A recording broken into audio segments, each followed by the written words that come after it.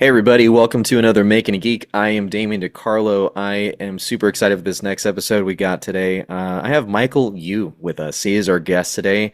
You can see his background if you're watching the YouTube version of this. There's something about this with Batman, and if anybody knows me, well, I'm a bit of a Batman nut. So, Michael Yu, how are you doing today?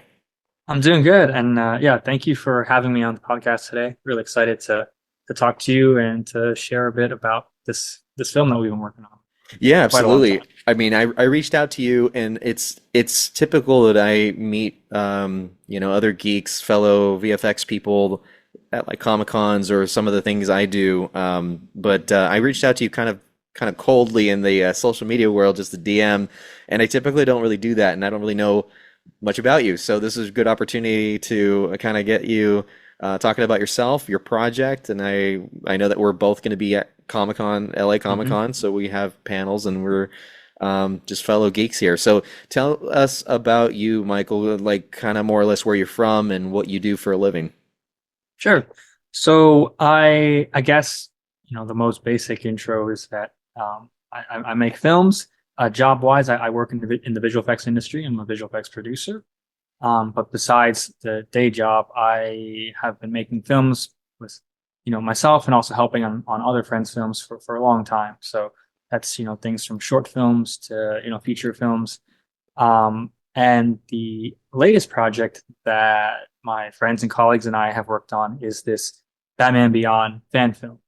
And so this one's been about, at this point, like 2.5 years now coming into this project. Wow, 2 years. And yeah. And by the time that it releases online, it'll be close to 3 years. So, That's yeah, crazy. we have like a tight knit team that we have of my friends that I'm thankful to work with. And like I said, yeah, we've just been working on a lot of projects together over the past few years. So this was kind of our latest thing that we wanted to do.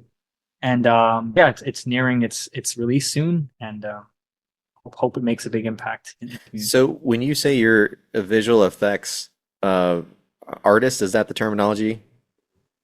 Specifically, I'm a visual effects producer. Producer. Okay. So yeah, so I will work with other artists and kind of help like manage a project, a team, figure things out, like what's the schedule, like what are the resources we have, what is it gonna take, what is it gonna cost to achieve a project from start to finish, from script, to shooting to post, kind of figuring out with the kind of core production team, which with like the director and they're on that side, figuring out like what do we need to make this happen with the visual effects. So that's kind So of what I do with my day job, but I definitely yeah. do bring that into my own films as well. Sure, absolutely. And just to give them a little more background of you, what kind of films have you worked on that you can, of course, speak about that you've done? Let's see. So where I work at Costa VFX, we do a lot of different movies and TV shows. Let's see. I mean, some of the recent ones that I worked on that were fun is I worked on actually Nancy Drew, the show on CW. Yeah. Um, there's some there's some trying to think, what can I talk about? Maybe tell me the ones that you're most proud of. Well, I guess maybe if we keep in this kind of whole like superhero kind of genre, one that was really fun is this was a few years back, but we worked on Swamp Thing, the Nice. DC show, and that one was a big one with a big team, and being a DC fan, it was so fun to work on that, to kind of just be close to the property and get to work with DC and Warner Brothers. So that's one that I'm really proud of, and I know like many of my friends also worked on that, so it was a fun project. Nice. So you've had a big hand here in a lot of producing of what we know in pop culture, and this is something you've done obviously for a very long time. What started this project? Let's get into the meat here. What is Batman Beyond Year One? Like what is this film? Kind of give us a little bit of background for those that may not be totally familiar with it. hmm So I think, I assume, with you also being a Batman fan, growing up and watching this cartoon, it's kind of just been sitting there for so long, like after the original cartoon finished. And I've always had it in the back of my mind, like how would this look like as a live action film? And I think many fans probably felt the same way. It's like this is such a cool world and setting, take place in the future.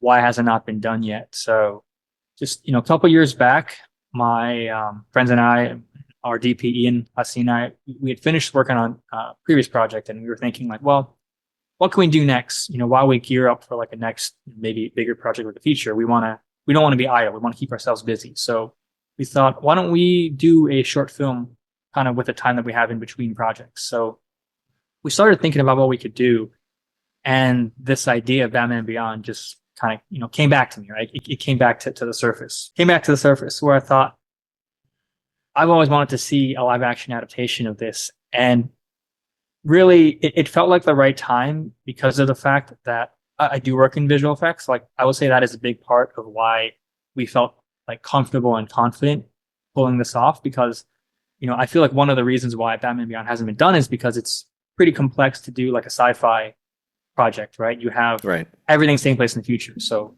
the sets are going to look different, the costumes, everything just feels different. And that can take a lot of money. So a big part of like our team being like, we think we can do this is because we knew that we could depend on our visual effects experience.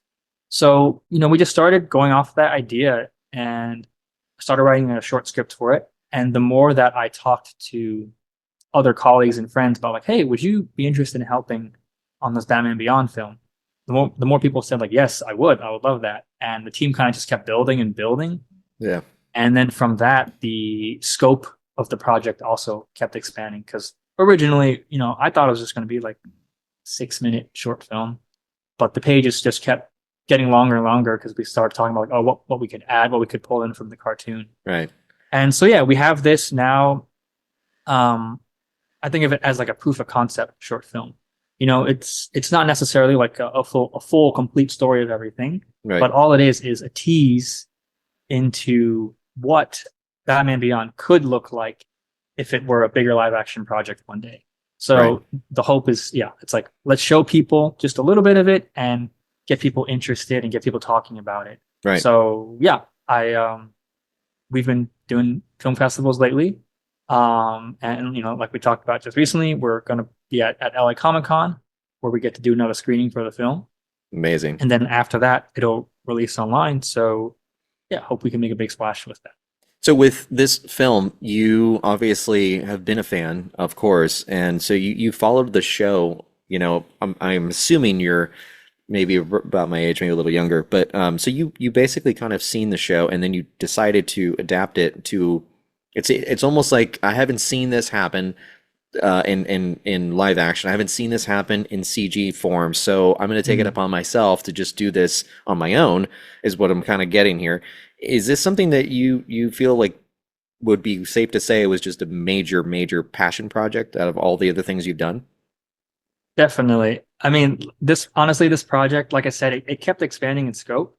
It was definitely probably too ambitious for its own good, which, these things tend to happen. Yeah. And so it was, I would say, a huge passion project for myself. Definitely not just myself, our whole team, like we poured so much into it.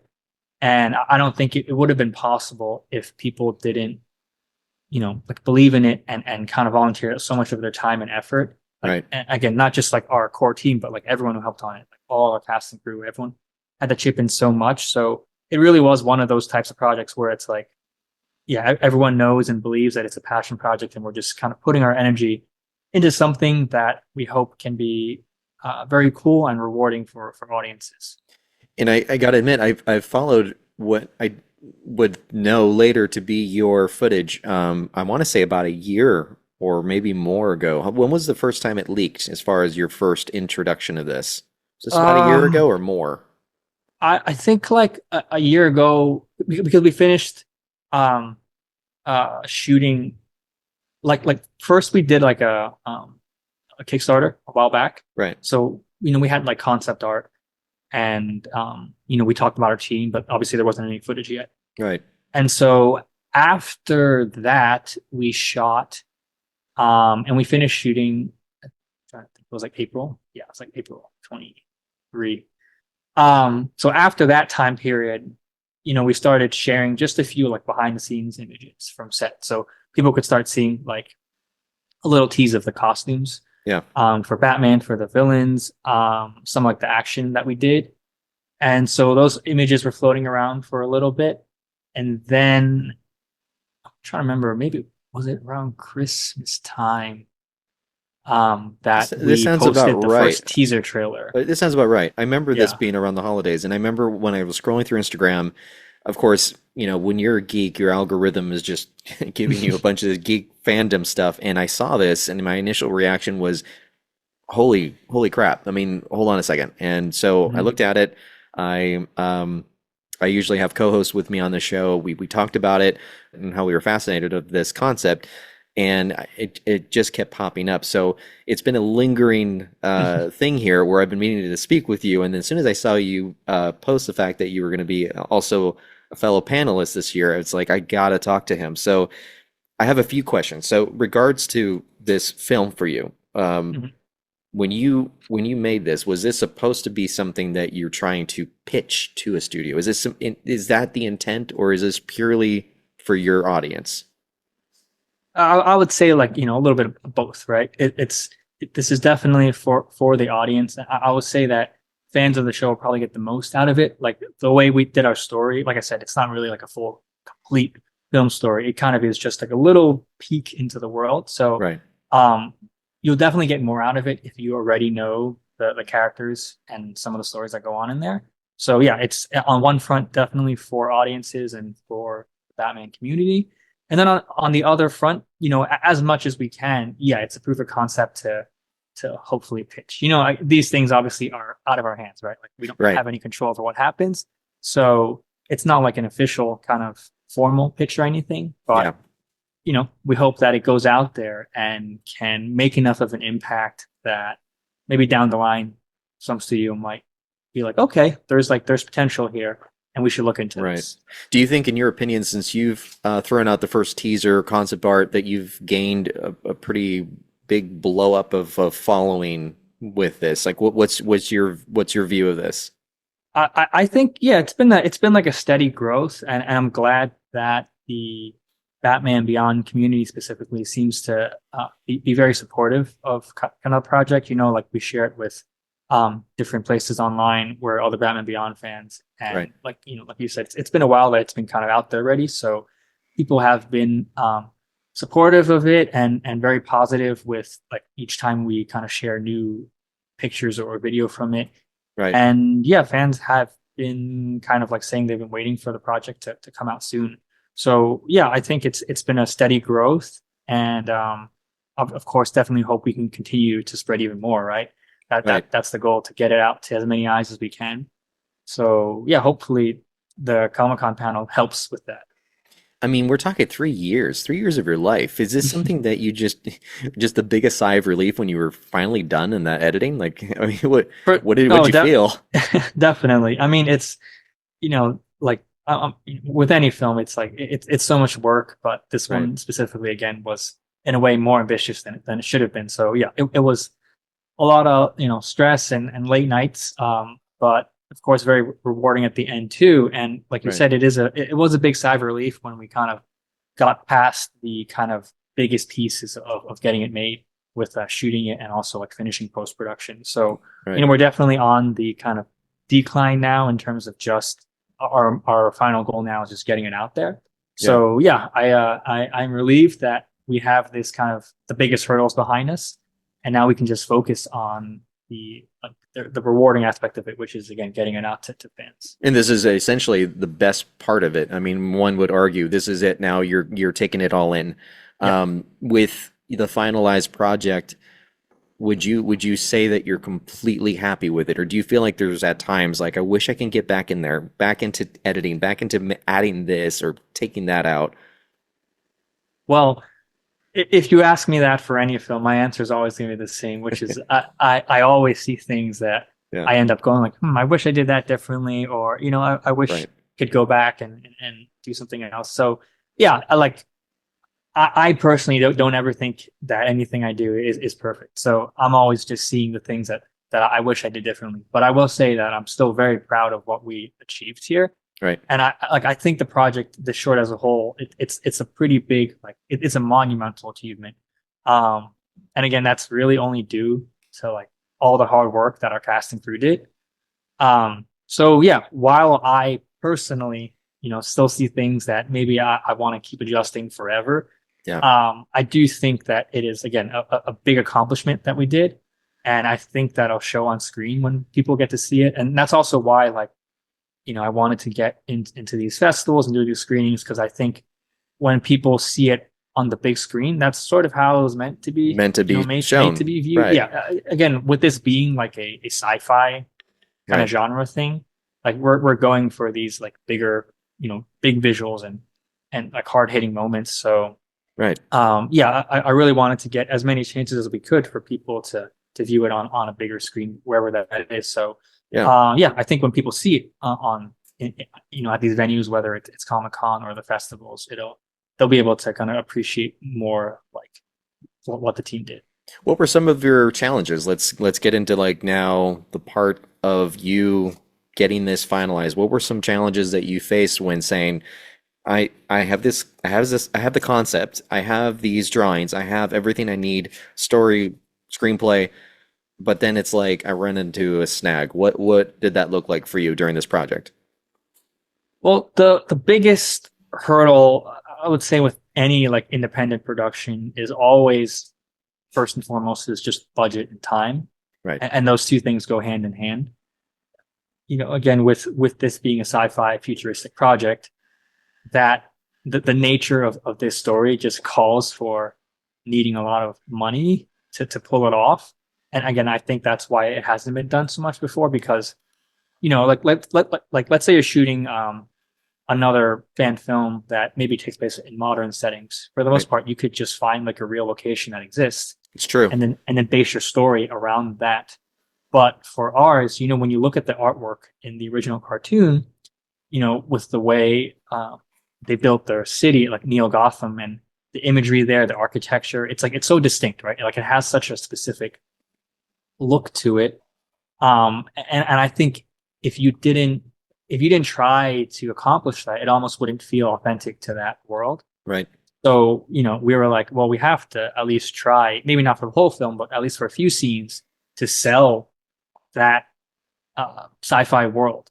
And so again, because there are no real locations that exist, it means that we have to build them either with set pieces or with visual effects to enhance it. So Right. we had to do a lot of work with our art department and our visual effects department for a few scenes to, yeah, build out a little bit of Neo Gotham. Yeah. And obviously this is not a big feature film. It's not like it's a crazy amount, but we have like little pieces just to kind of sell the idea that, hey, this isn't taking place like in some modern city. Like this is actually some city 30, 40 years in the future. Right. So I would say that's the biggest hurdle is just we were reaching for something that required a lot of money and time, which we didn't have.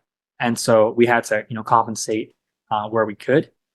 And another funny hurdle is that I like to bring up is I got scammed along the way with this project. There No. was some I actually have a video that I posted on the channel where I kind of went over the history of it. But Oh my basically, goodness.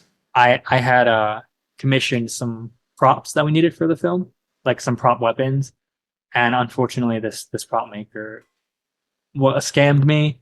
And like when I kind of dug into his history more, I found that he has like a huge history of scamming people for like over 10 Oh years. man, that is everyone's worst nightmare in this kind of thing.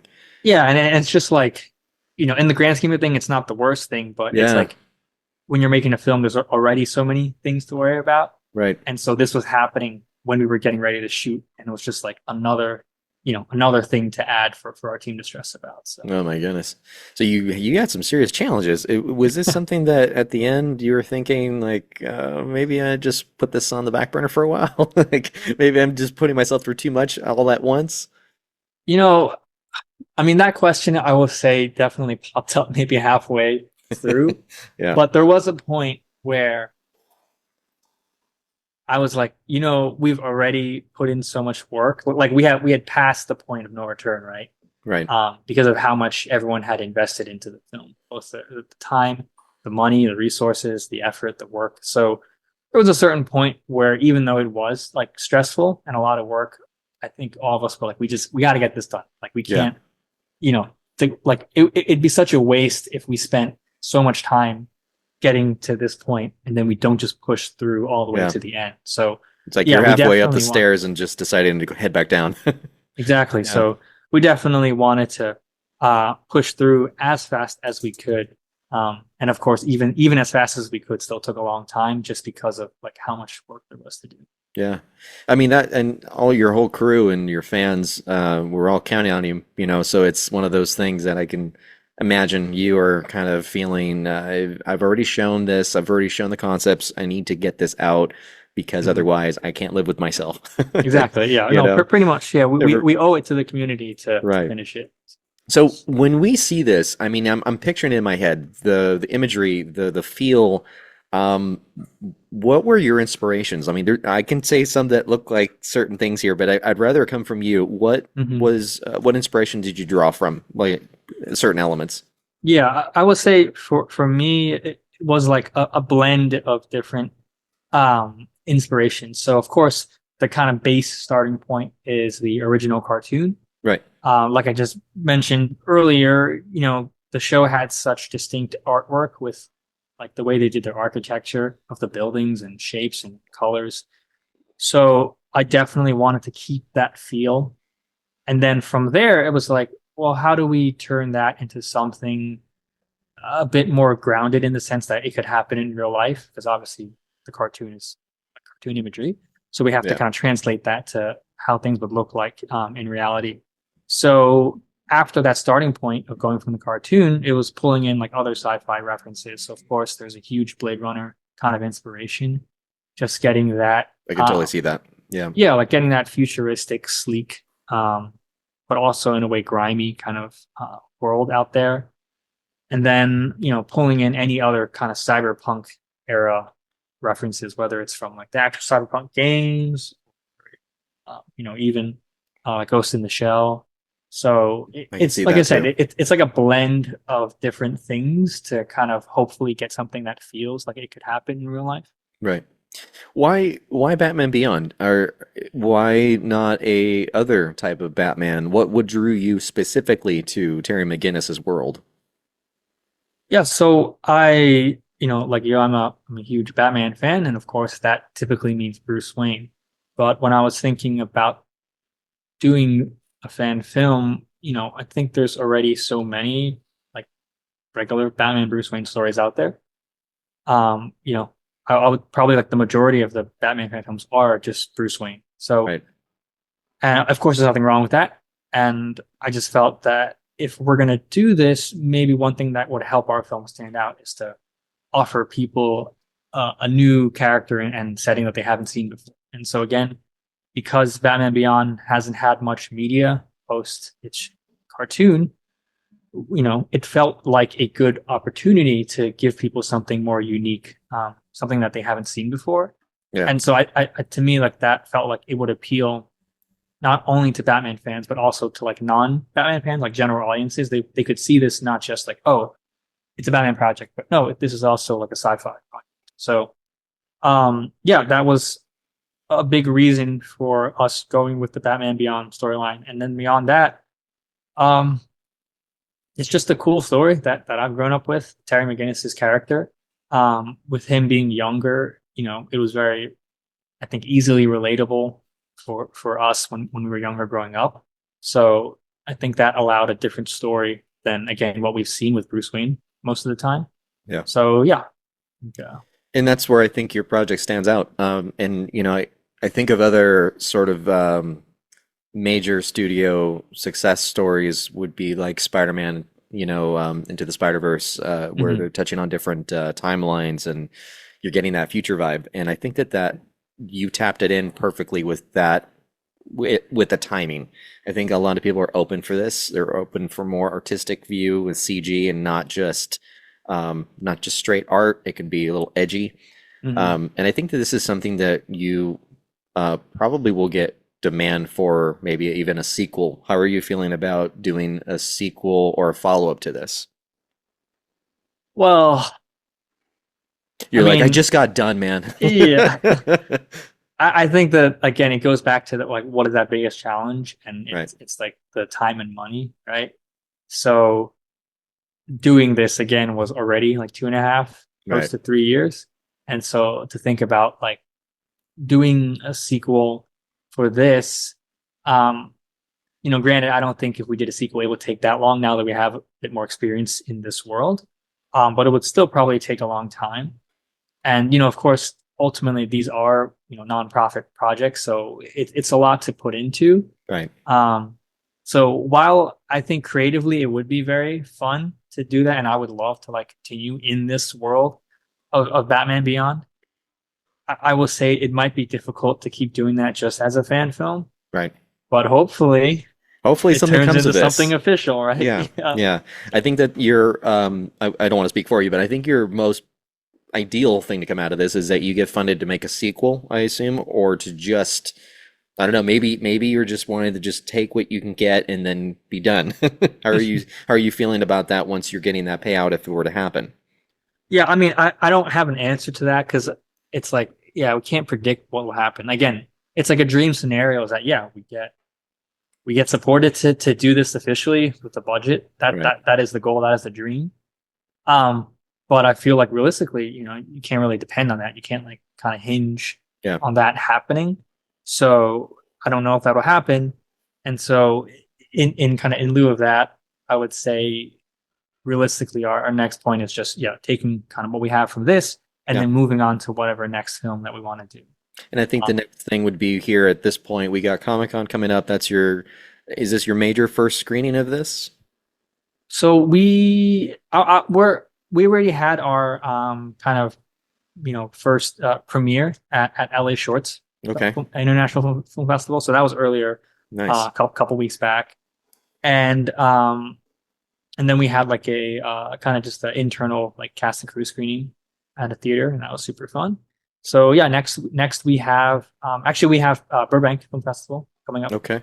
pretty soon. Actually, this coming weekend. So you've had your Um, first two before the one coming up, and mhm. what was the reaction with those in attendance, and kind of walk me through that. What was the experience like for them and for you?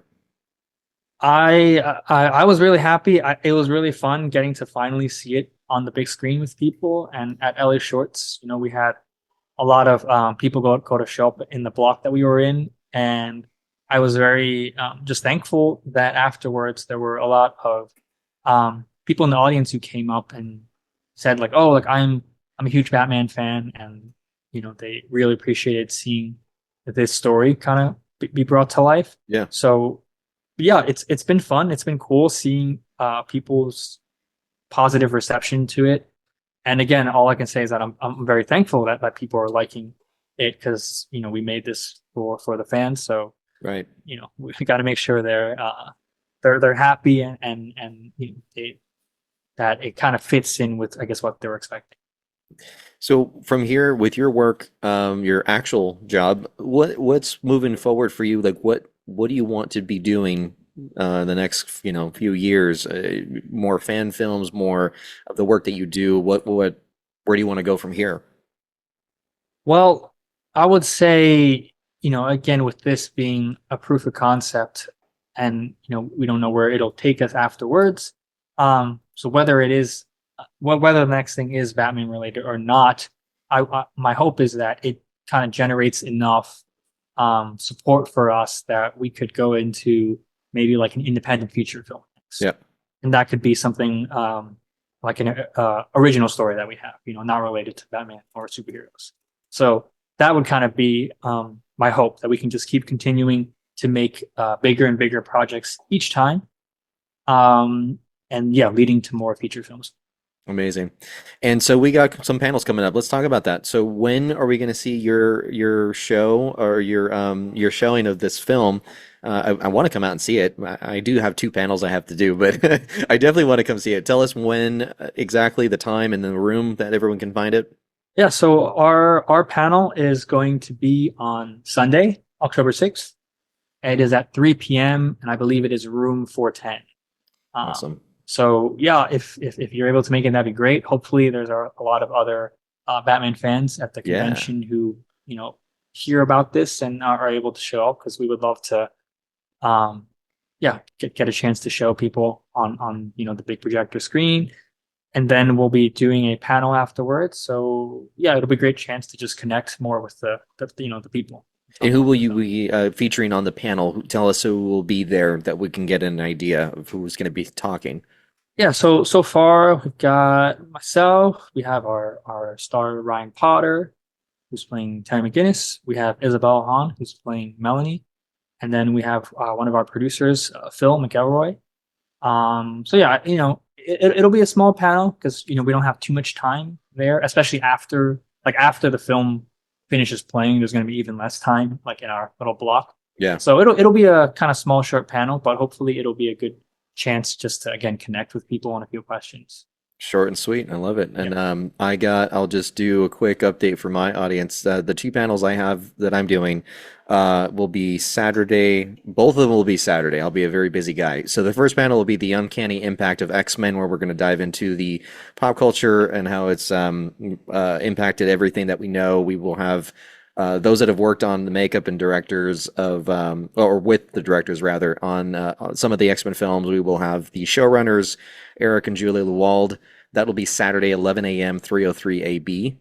Then the second one, you can find me, the big debate, Nintendo versus Sega, for the other podcasts I do, Retro Game Night. That will be Saturday, 6 p.m., 406A. That one's just going to be a lot of arguing. So if you want to see me do a lot of wisecracking.